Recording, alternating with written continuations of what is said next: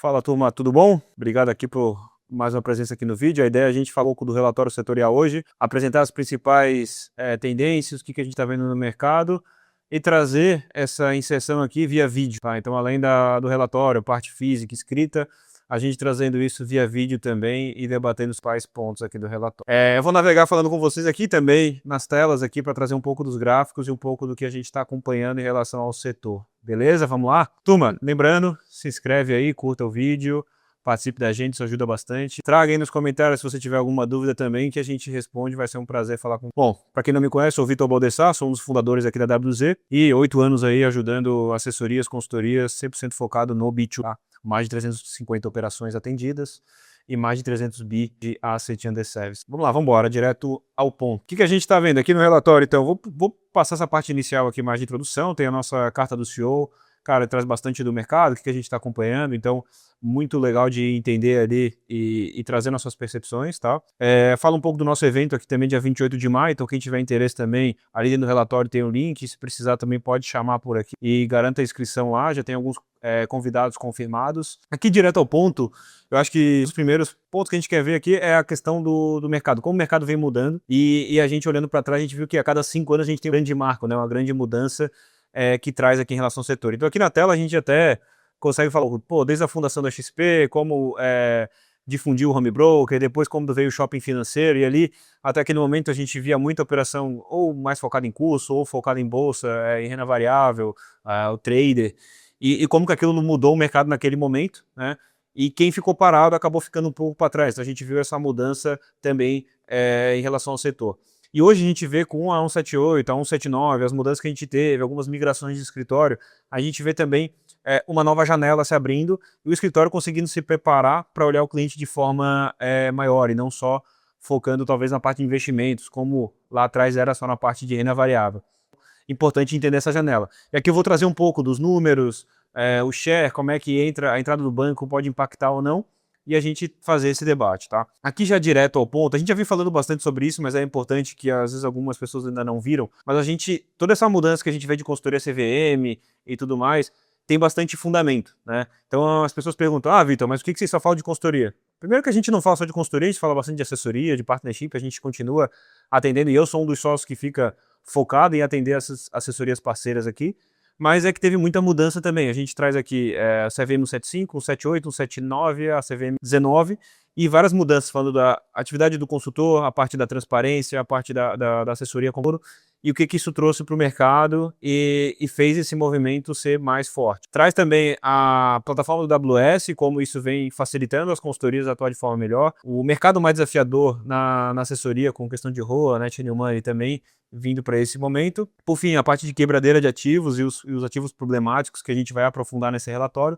mas que também trouxeram essa nuance, né? Tem um pouco de narrativa, é bem verdade, né? Como é o caso do Master, apesar de ter sido uma fraude, vários problemas, os clientes acabaram não perdendo dinheiro ali, 99% conseguiu recuperar, mas tudo que gerou em torno disso e a visão do cliente na ponta foi bem prejudicada em relação a isso. E vários outros créditos privados, COIs e por aí vai, que também fazem esse movimento ficar um pouco mais forte. E por fim, ali a adesão ao FII fixo é algo que já não é mais só narrativa, já é tendência, já tem dado forte, a gente vai aprofundar um pouquinho também, tá? O objetivo aqui é não passar o relatório inteiro, é ser um pouco mais direto e a gente conseguir fazer isso em torno de 20 minutos, tá? De tamanho aqui do mercado brasileiro, isso juntando pessoa física, previdência e PJ. O mercado vem crescendo ali, empilhando basicamente o carry das carteiras e também o net new money que a gente tem, tá?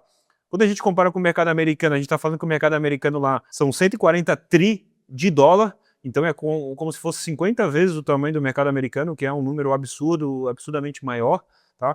Mas é legal ver que o mercado americano vem crescendo bastante, então mesmo no cenário que a gente olha aqui de 11% de CAGR ao ano, a gente estima aí o mercado batendo na casa dos 20,7 tri lá em 2029, desculpa. Quando a gente olha isso no cenário da assessoria, que é esse outro gráfico aqui, a gente começa a focar mais olhando pessoa física. E quando a gente olha pessoa física, a gente bateu agora 7,3 tri, tá? Isso é um crescimento de 1 tri em relação ao ano anterior e também tem uma projeção interessante para frente quando a gente analisa. É um mercado que está basicamente dividido um terço, com 36% no private, tem no alta renda e 33% no varejo. E aqui a gente vê essa evolução do mercado.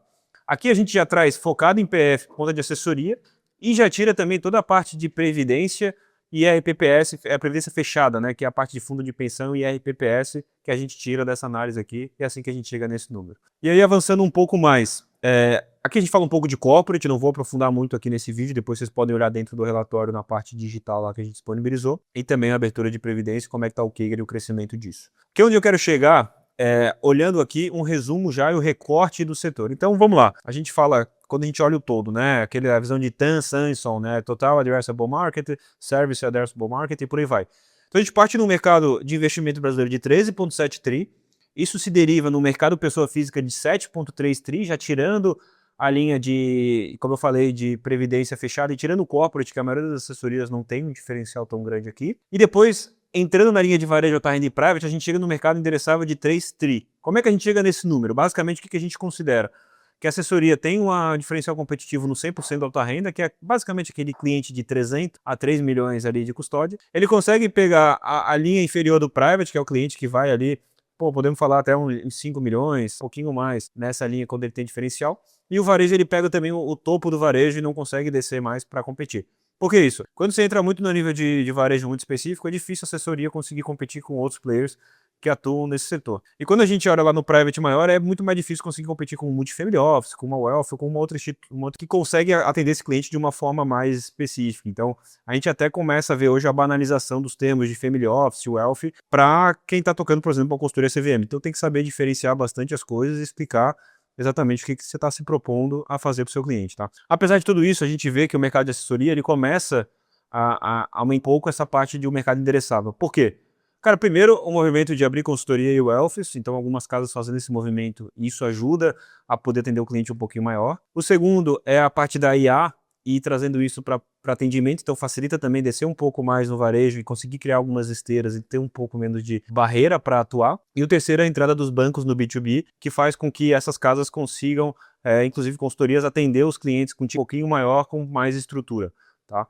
Então, esses movimentos fazem com que essa linha pontilhada verde clara que a gente traz ali, é como se o mercado tivesse expandido. E aí a provocação que a gente faz é o seguinte, então a gente está falando do mercado hoje de 7,3 tri, onde assessorias têm um endereçável de 3, e elas atendem hoje em torno de 1,2. Então o mercado B2B atende em torno de 1,2 trilhão de reais. E a provocação é onde é que pode chegar, né? Você montando seu planejamento estratégico, BP, e fazendo seu plano de crescimento, onde é que você pode, o que você pode usar de SAM lá, de Service Addressable Market, para usar na tua estrutura. E aqui a gente vai aprofundar um pouco isso. Quando a gente olha aqui um cenário as-is, tá? Olhando como é que está dividido hoje. Então, como eu falei, 7,3 tri na PF, sendo que 16% disso está no canal B2B, cerca de 1 tri, 1,2 tri aqui, tá? Olhando o cenário atual, XP, BTG, Safra e como está hoje, a gente estima que daqui 10 anos, lá para 2034, a gente vai estar com 19,4 tri na pessoa física, já tirando de novo previdência fechada, e 25% disso, ou seja, um quarto, estaria passando pelo canal B2B, né? Assessoria, wealth ou consultoria CV. E aqui a gente tem a variável dos bancos que eu comentei. Então assim, a gente tem alguns cenários, tá? Vamos lá, se a gente olha para um cenário, e aqui nesse gráfico a gente consolida todos os cenários para vocês. Então, olhando aqui, tá? O cenário inicial, existe, como eu falei, a gente sai agora de 2025 com 16% e vai caminhando até chegar em 25%. O segundo cenário, que seria o C1 aqui, é o Itaú entrando no setor e abrindo o B2B deles para que vocês consigam ter livre concorrência entre canais. Então você, como uma consultoria ou enfim, consegue bater lá e atender os clientes que estão no Itaú com a sua consultoria. Então a gente vê que o market share do B2B em 9 anos aumentaria para 40%. O terceiro cenário é o Itaú vindo aberto e a XP também atuando de forma mais aberta entre canais. Então assim, cada casa tem as suas políticas de atuação entre os canais, tá? Então aqui num cenário onde Itaú, XP, BTG, Safra com canais mais abertos para atuar. E o cenário mais otimista, que seria a entrada de todos os bancos, e aqui Bradesco, Santander vindo numa linha pós a entrada do Itaú, que deve compensar ter um impacto mais forte ali em 2028, 2029, mas projetando isso no cenário de 9 anos, a gente chegaria em 52% de market share. Ou seja, mais da metade daqueles 19,4 tri estariam passando ou por assessoria, ou consultoria CVM, ou wealth. O que isso significa? Significa que o valor atual, que é 1,2 tri desse canal independente, ele chegaria a 10 tri em 9 anos. Então é um crescimento de basicamente 10 anos em 10 vezes. O que eu quero trazer aqui? Cara, é uma janela muito boa. Então, apesar de todos os problemas que a gente tem de ativos, alguma questão de reputação no mercado,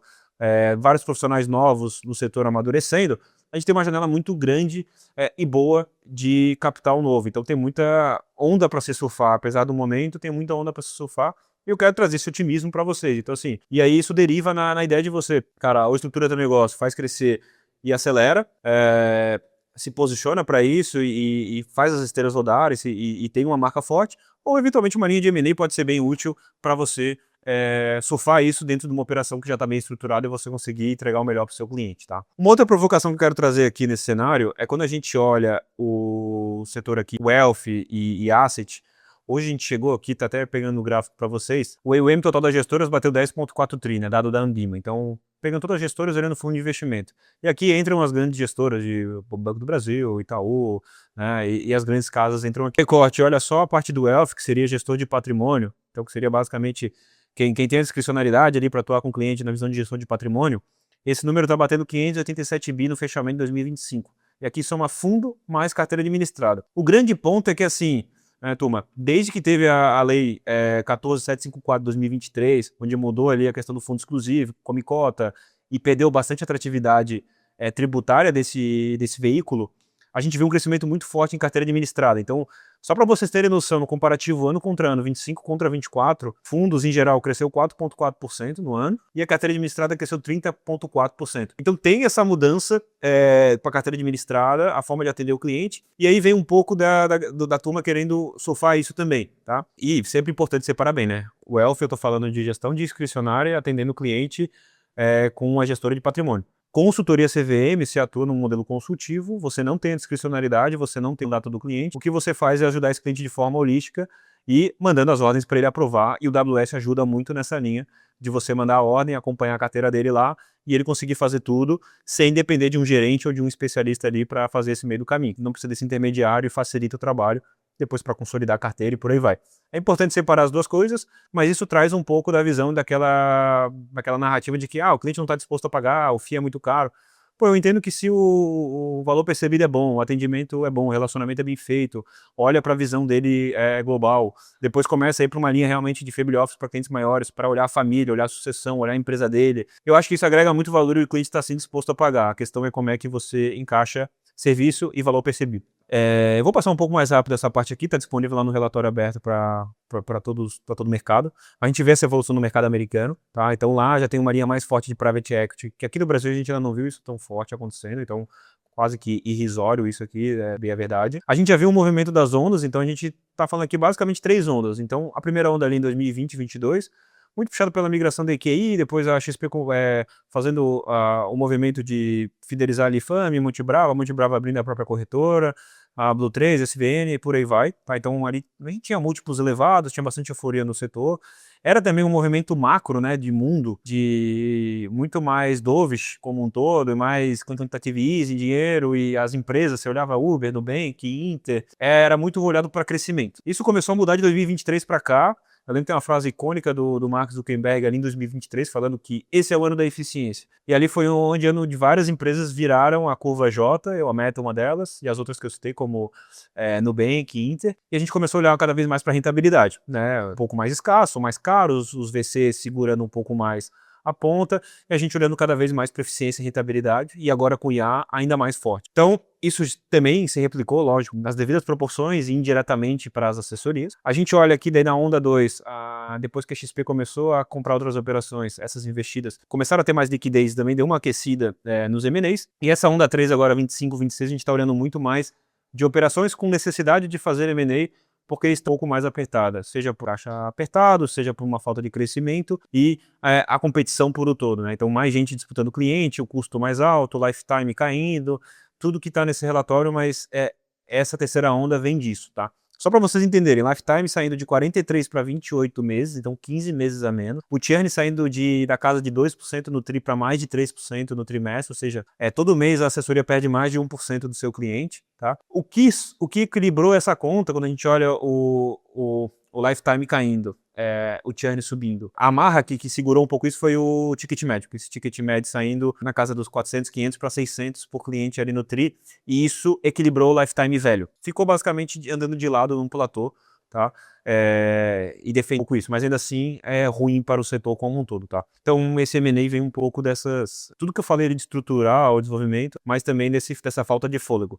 E por isso que a gente fala tão importante, né? Vocês viram o tamanho do mercado e da janela que a gente tem, e é uma janela que, não vou ficar falando que fecha, vendendo urgência para vocês, mas é uma janela muito boa que tem de mudança de fatores. Mudou a regulamentação, tem bancos entrando, então é uma onda boa de se surfar e de aproveitar. Não que o primeiro vai levar tudo, mas vai ficando difícil se você vai ficando parar no tempo, não consegue estruturar o teu negócio. Tá? E aqui a gente traz também um pouco do movimento da XP com as investidas, né? Hoje, quando a gente pega o B2B da XP, a XP já bateu a casa de 1 tri, já deve estar na casa do 1,2 tri lá de custódia, vai sair até, inclusive, falo hoje e o resultado sai amanhã. Esse vídeo, talvez, quando vocês olharem ele, já vai ter sido publicado após a divulgação de resultado final ali da XP. Mas a verdade é que a XP hoje está em torno de 750 bi ali no B2B, ela já comprou em torno de 300 bilhões, ou equivalente a 40% desse B2B.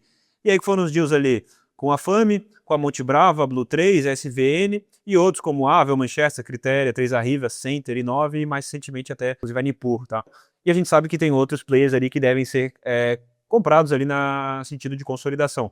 Isso também traz essa visão de M&A, traz essas operações como potenciais consolidadores de mercado. É normal que outras casas também façam isso e procurem ter os canais mais consolidados, tá? Até pensando em ganho de eficiência, e qualquer setor passa por isso. A única diferença é que quem está entrando novo tende a focar um pouco mais em relacionamento, um pouco mais em expansão da base, diferente de quem já é líder de mercado e já tem mais tempo, que vai procurar outras estratégias como um todo, tá?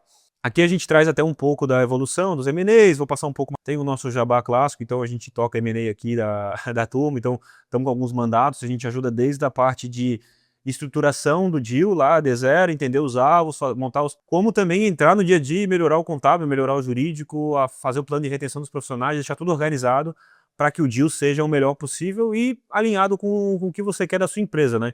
Então, um dos pontos que a gente conversa no M&A, e muita gente às vezes nos chama, Vitor, me faz um valuation aí. Pô, evaluation, se é interno, beleza, a gente consegue definir as métricas, consegue definir o partnership, isso vai funcionar bem. Se é pensando num DCF ou numa venda da empresa, pô, depende muito do comprador, depende se você vai querer ficar na empresa ou não, depende de como é que está concentrada a tua base de profissionais. E aquelas regras de prateleira, de quanto é que estão pagando, ela geralmente gera mais ruído do que ajuda o empreendedor. Então, a gente tem essas demandas às vezes, mas é legal entender que o M&A é um ciclo de mandato ali para fazer um negócio que faz sentido para as partes e para quem está vendendo, entrar numa governança e numa empresa que vai potencializar o ganho que você tem ali, tá? Mas vamos lá, acho que o mercado trazendo aqui vem amadurecendo bastante, boa parte dos profissionais entrou nesse setor nos últimos 5 anos. Esse gráfico aqui é legal porque ele traz o crescimento do número de assessores ao longo do tempo. E se vocês olharem bem, desde o primeiro semestre de 23 para cá, a gente parece que entrou num platô de número de assessores, tá? Então, fica mais estável esse número de assessores, eles vão amadurecendo, mas não tem tantos novos assessores como tinha no passado, ou também tem assessores saindo da profissão, né, que eles vão ali depois de um tempo, matura e sai da profissão. A gente já vê essa mudança indo muito mais para a consultoria CVM ou para outros tipos de estruturas, tá? Isso aqui é bom, a gente viu o crescimento, viu o mercado amadurecendo, mas ao mesmo tempo tem muita gente que está aqui hoje que não passou por uma crise como foi o governo Dilma, que não passou por uma greve de caminhoneiros, não passou por alguns eventos de problema com crédito privado que estão vivendo agora, né, de 2023 para cá estão vivendo agora, e nem todos sabem lidar muito bem. Muito dos resgates, eu entendo também que falta às vezes um movimento de acalmar o cliente, ou antecipar até o cliente de problemas que estão por vir. E várias vezes espera seu problema acontecer e aí depois vai falar com os clientes e com a base de profissionais, e aí o ruído já está feito e fica mais de contornar. Tá? Legal. Aqui avançando um pouco mais, a gente traz movimentações aqui das casas, então a gente vê esse fluxo de instituições e de casas, né, movimentações entre corretoras.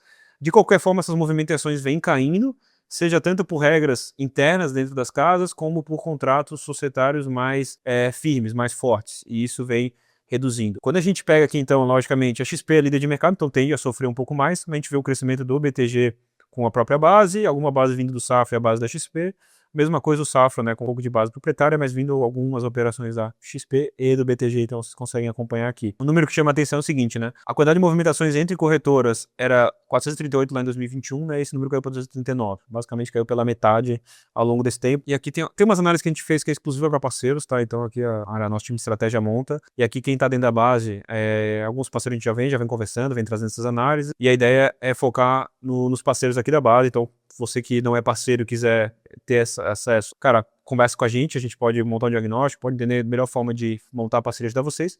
Se você é parceiro, imagino que eu já tenha apresentado para você, se eu não apresentei, pode provocar aqui, e eu sei que alguns parceiros estavam com algumas outras demandas e não conseguiram priorizar ainda, tá? Quando a gente olha dos ativos problemáticos, que foi na parte estrutural que eu trouxe, aqui a gente consegue ver tanto o volume de ativos, o quanto que aumentou nesses últimos anos.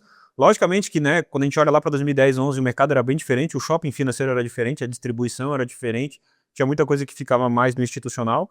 De qualquer forma, a gente vê esse crescimento e aí linka com os profissionais não maduros que estão no setor vivenciando isso. Mas quando eu falo em valor monetário também, a gente já teve uns picos lá em 2016, teve ali em 2019 pré-Covid, em 2021 também teve pouco, mas nada tão forte como a gente vê nesse gráfico aqui, que são 324 bi em 3 anos de ativos problemáticos. E sendo que 26 a gente está ainda não chegou na metade do ano, esse dado aqui é fechando até março, a gente já bateu 80 bi. Tem bastante problema e pelo que a gente ouve de bastidores, esse problema ainda vai ter muita coisa pela frente, com juro alto, endividamento, RJs acontecendo. Então, como é que você, dentro de uma assessoria ou de uma consultoria ou qualquer que for o teu negócio, como é que, primeiro, se você se antecipa e fala com o seu cliente e já ajusta isso antes, né, time de alocação, a estrutura das mesas, tudo que a gente consegue ajudar você aqui.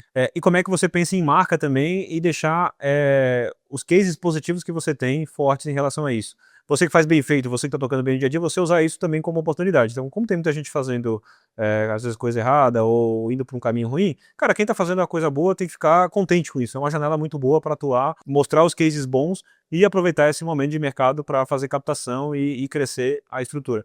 E aqui a gente ajuda, desde a metodologia do FII fixo, como eu comentei, a estruturação das mesas de alocação, mesa proprietária, estruturação do partnership, plano de remuneração e tudo que você precisa pensando para botar um negócio e aproveitar essa janela. Essa é uma esteira mais, digamos, estratégica e tática. No nível mais operacional, dentro de toda a parte de ferramenta, né? CRM, Financial Planning, toda a parte de gestão financeira linkada ao Open Finance para você ter todas as suas DRS, fluxo de caixa em tempo real e já linkada com conciliação automática das contas. Então, assim, tem bastante coisa que a gente faz aqui no dia a dia para tirar o founder e o time desses barulhos que tiram o foco do captação e relacionamento e montando um estratégico tático para você aproveitar da melhor forma possível, desde seja no AWS Middle ali com serviços, soluções para isso, no AWS Hub com tecnologia, ou no AWS para aceleração de pequenos negócios que estão começando e querem ter uma estrutura, quase uma linha de incubadora aqui nossa, para quem está querendo empreender no setor, tá? Jabás devidamente feitos, foram rápidos. Mas vamos lá, então aqui a gente traz um pouco dos problemas que não impactaram tanto a reclamação no B2B, mas quando a gente olha o caso do Banco Master, que vem acelerando o questão de reputação, por mais que a gente saiba que a maioria dos clientes não perderam dinheiro, 99% recuperou e tirou em cima do CDI, e que tem vários outros problemas que a gente pode falar aqui do mercado como todo, né? Acho que a gente faz parte do mercado, é legal a gente sempre entender a nossa parte de contribuição, mas eu acho que o peso em assessoria realmente foi muito acima do que deveria, e acho que, pô, é líder de mercado, quando a gente olha a principal corretora, a gente olha as assessorias, então é normal tomar um pouco mais de porrada. A questão é o que a gente faz depois de tomar essa porrada. E aqui vai, a gente pô lá no Market Makers, no nosso CEO, o Felipe, falou muito bem e defendeu muito o setor, mas a gente vê isso e o fato tá aqui. Quando a gente olha as instituições, a gente fez uma pesquisa olhando mais de 36 mil itens, né, e olhando o score das casas, aqui eu trago para vocês, tá? As instituições que mais tiveram problema de reputação e de reclamação foram Santander, Bradesco, XP, BTG e assessorias como, tá? A questão é, quais foram os motivos que fizeram essas reclamações, eu já vou detalhar para vocês. E na outra ponta a gente vê o Itaú ganhando com imagem e a consultoria. Aqui a gente fez corte pré e pós-crise do Master, tá? E avaliou Twitter, Reddit, X, né, o Twitter X, o Reddit e o Google News para fazer essas análises e ver quais que seriam os temas. Então, muito bom, fraude, a gente ia montando esses scores positivos ou negativos, esse score vai de 0 a 100, sendo que 50 é o termo neutro. Quem está acima de 50 tem mais gente falando bem do que mal, quem está abaixo de 50 tem mais gente falando mal do que bem. E aí a gente começou a avaliar. Quando a gente pega esses deltas, existe uma diferença bem grande quando a gente fala de por que a XP e assessorias perderam reputação, e a gente olha o modelo de assessoria bem representativo, logicamente, que é a grande parte do P&L e a representatividade. Conflito de interesse foi muito falado aqui junto de XP e assessorias. E o Banco Master e fraude também. Então, 19% da XP, 21% é assessoria. Compara com o BTG, com o Itaú, é menor. Então, quase que metade do problema de reputação de BTG. O Itaú, no caso, até melhorou, né? Mas as menções negativas. Quando a gente olha já Santander, Bradesco e o próprio Itaú, a gente vê que o problema ali está muito mais atrelado aos aplicativos, tecnologia, atendimento, são outros os problemas, são outros os itens que eles também têm os desafios deles ali, mas também são outros os problemas. E aí, por contrapartida, olhando a consultoria, existem as menções aqui que confundem um pouco a assessoria em relação ao modelo de assessoria, conflito de interesse e banco master, mas tem aqui algumas menções negativas que eu entendo que ela pega um pouco nos comentários que fala de assessoria, acaba puxando isso também, né? Porque é meio que o contraponto da assessoria para alguns clientes aí, para o modelo de consultoria. E a gente sabe que cada modelo tem os seus conflitos, mas, enfim, nesse quesito é a consultoria que sai ganhando nessa parte de reputação, mas o ponto da consultoria é a taxa custo alto, que é o principal ponto de reclamação. E aqui é o ponto que a gente bate muito. Não adianta botar FII fixo e consultoria sem ter método, sem ter uma regra de relacionamento e sem aumentar a percepção de valor entregue para aquele cliente. Então aqui, crucial, e o dado mostra como é importante você saber cobrar do cliente, mas saber mostrar a percepção de valor, mas ao mesmo tempo aquela análise de carteira administrada e do wealth ajuda também a trazer de que o FII, se bem feito, algo bem feito, ele tem muito potencial de crescimento e o cliente vê valor naquilo. A gente falando do mapa final, então pré e pós, pré lá de abril a outubro de 25 e o pós de novembro até abril de 26. Então 6 meses antes, 6 meses depois. Basicamente todos perderam, com exceção de consultoria e Itaú, mas o que chama mais atenção é que tanto XP quanto assessorias fecharam o mês de abril de 26 no negativo, ou seja, nesses canais, Reddit, YouTube e Google News, tem mais gente falando mal do que bem do modelo, tem mais gente falando mal do que bem da XP e da assessoria. É um fato, existe como corrigir, todas as suas operações têm seus momentos de reputação bons e ruins, e a questão de como outras instituições já tiveram problemas, 15, 16, a gente teve problema com outras casas, e faz parte do jogo. A questão é como é que você, dentro da tua operação, o que você vai fazer para blindar a tua marca, para conseguir navegar mesmo nesse momento do setor, tá? E a gente vê operações crescendo, dobrando em 2 anos, vê operações de forma significativa mesmo com tudo isso. Eu acho que são as empresas que têm marca forte, têm founder forte e conseguem fazer, precisa ser feito. E aqui a pesquisa que a gente fez uma pesquisa que o mercado, 128 profissionais responderam, tá? E aqui a gente traz o perfil deles, e o que chama atenção é confiança no modelo atual, tá? Consultores 8.7 de média, MFO 8.3 de média e assessor 5.9 de média. Então, tem muito assessor descontente. E muitos assessores estão ali no seu ciclo de 3 a 5 anos de casa, de carreira, dentro da assessoria. E vários têm interesse em migrar, tá? Aqui a gente traz bastante dessa pesquisa, a gente traz bastante depois número em relação à evolução do setor, e isso a gente já falou bastante dentro do perfil aqui do founder, do Felipe. Ali no Instagram dele você pode ter um pouco mais dessa evolução de assessoria e consultoria, e o líquido que a gente está vendo de PJs em cada uma das frentes, tá? A evolução do lifetime, como é que isso vem caindo e o que você pode fazer. Turma, a ideia aqui foi trazer um apanhado geral do relatório, lógico, não me estendi sobre o todo, mas tentei focar nos principais pontos para te ajudar num planejamento estratégico, olhando agora para o segundo semestre e fazendo a revisão do que você planejou lá em dezembro. Quem é parceiro, a gente faz isso de forma mais específica, olhando inclusive os quartis, olhando EBITDA, olhando receita por produto, olhando performance de cada profissional e quanto que você precisa botar de luva por milhão para captar 1 milhão, quanto que você gera ali de custo de aquisição por milhão, e a gente destrincha muito mais. Mas enfim, eu quero agradecer a você estar aqui no vídeo, peço de novo, segue a gente aqui nos canais, compartilha esse vídeo, comenta, segue a gente lá no Instagram também e o Felipe com mais, ver um pouco mais dessas análises que a gente abre lá. Ficar com dúvida, precisar de mais algum ponto, chama aqui, comenta aqui no YouTube se você quiser ter outro tipo de análise, que a gente vai ter um prazer de sentar aqui e produzir para vocês, tá bom?